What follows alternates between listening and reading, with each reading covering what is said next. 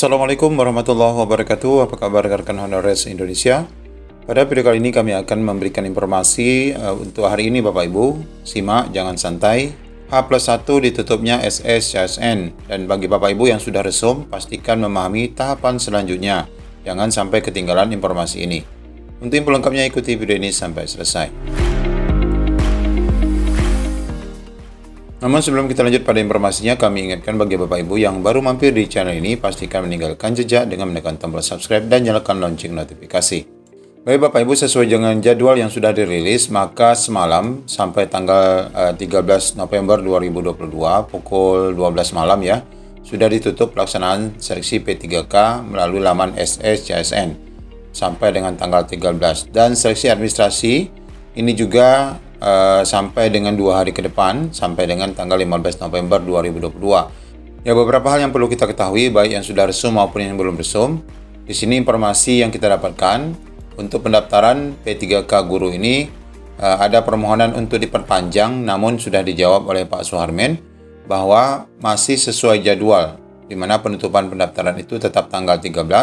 Sampai sejauh ini belum ada instruksi apa-apa kepada saya untuk dilakukan perpanjangan. Ini tegas Bapak Suharmen, karena Bapak Ibu dia menyampaikan ketatnya jadwal lantaran waktu seleksi semakin mepet. Jika diperpanjang maka otomatis jadwal akan berubah. Nah, ini memberikan kabar kepada Bapak Ibu yang sampai saat ini belum resum, alias memang belum mendapatkan penempatan ataupun belum mendapatkan formasi dari Pemda, maka diminta untuk bersabar menunggu pelaksanaan seleksi P3K tahun-tahun mendatang.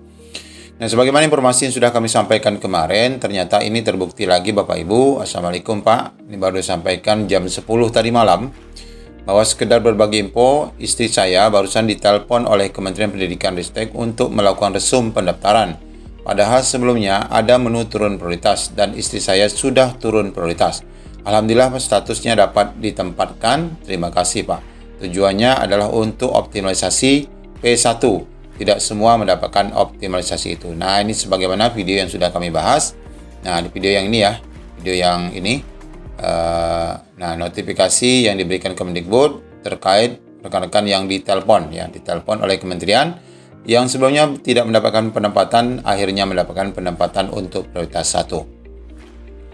Nah, yang perlu kita ketahui juga tahapan selanjutnya tentu Bapak Ibu yang khususnya prioritas 1 ini tidak perlu melakukan apa-apa sampai dengan tanggal ini ya, pengumuman hasil seleksi P1, P2, P3 dan pelamar umum, yakni di tanggal 2 sampai dengan 3 Februari.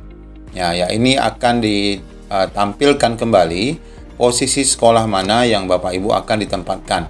Abaikan tanggal-tanggal lain karena di sini meskipun ada untuk pengumuman administrasi untuk P1 ini rekan-rekan P1 tidak ada penilaian administrasi. Sedangkan untuk rekan-rekan P2 selain menunggu waktu yang sama untuk 2 dan 3 Februari, ini perlu lagi nanti untuk mengecek Bapak Ibu hasil daripada pengumuman administrasi. Ini akan disampaikan pada tanggal 16 sampai dengan 17 November, sekitar 2 hari.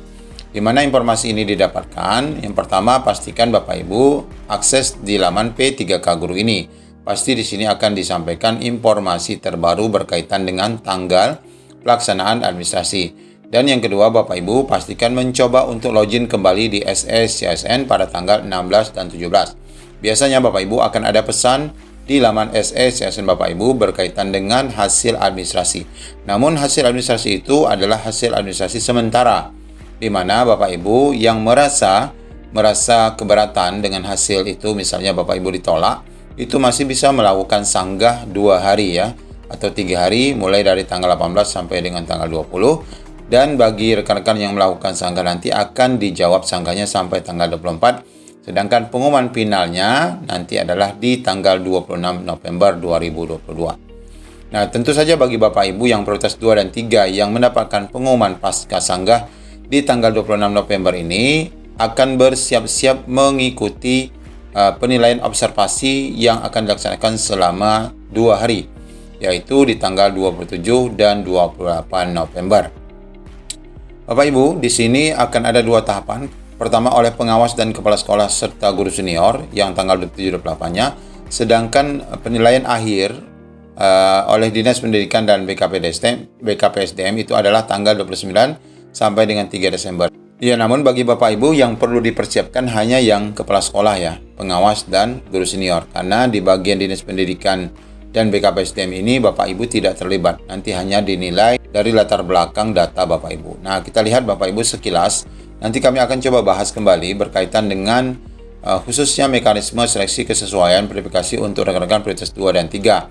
Ini sekelumit saja nanti kita akan bahas secara detail di samping video yang lain, yaitu video yang ini. Nah, ini kami sudah juga bahas berkaitan dengan penjelasan Pak Andika secara langsung berkaitan dengan bagaimana mekanisme penilaian prioritas 2 dan 3.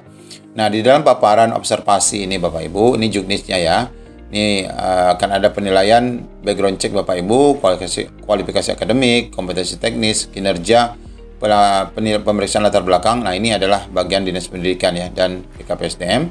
Nah, ini kalau kita lihat scroll ke bawah data-datanya ini.